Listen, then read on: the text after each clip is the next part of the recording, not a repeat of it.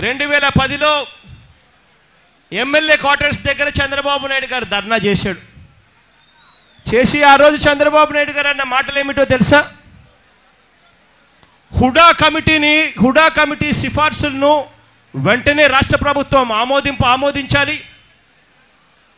కష్టాల్లో ఉన్న ప్రతి రైతుకు ఎకరాకు 10,000 నుంచి 15,000 రూపాయలు ఇవ్వాలి అని చెప్పి ఆ రోజు చంద్రబాబు నాయుడు గారు దీక్ష చేశాడు. ఆ రోజు ప్రతిపక్షంలో ఉన్నప్పుడు చంద్రబాబు నాయుడు గారుకి Hooda committee report, Hooda committee సిఫార్సులు కనిపించాయి.